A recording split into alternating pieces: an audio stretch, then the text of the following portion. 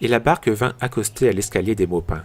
Jean et Louis avaient couru jusqu'à l'hôtel de la Comète, où un médecin, venu de Paris, passait quelques jours. C'est Roger qui est blessé, et Roland est évanoui. Des bras se tendaient, on saisissait les petits garçons, on les emportait dans leur lit.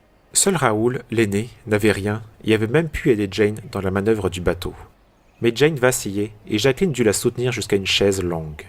Elle tremblait de froid et de fatigue. Quand je suis arrivé près du canoë, il venait de chavirer. Ça a été très dur. Roger n'avait pas la force de grimper dans le bateau, et Raoul soutenait Roland qui avait déjà bu. L'orage s'éloignait, et la pluie faisait moins de bruit. On avait fermé les volets de la fenêtre aux vitres brisées et allumé des bougies, car il y avait une panne d'électricité.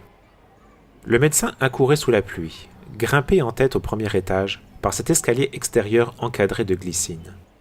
La vieille bonne préparait du thé dans la cuisine et Nicole en apportait une tasse. « Bois vite cela, ma petite Jane. Quel cran tu as eu tout de même. » Et les clercs regardaient leur cousine avec admiration. Monsieur Nolot venait d'entrer dans la pièce en désordre. Le pauvre Roland a repris connaissance et la blessure de Roger n'est pas grave. Il n'osait pas regarder la fille de Daniel Servant. « Vous avez été plus que courageuse, héroïque. Est-ce que vous ne pourriez pas nous dire où vous avez appris à barrer, même en pleine tempête ?» Elle secoua lentement la tête. Ce fut elle qui fut le plus malade. Durant 8 jours, la mort rôda autour de son lit, et tout le village demeura dans l'angoisse. Heureusement, la jeune fille fragile était robuste. Mais, revenue à la vie, elle ne livra pas son secret. « J'attends l'heure. » Mais quelle heure ?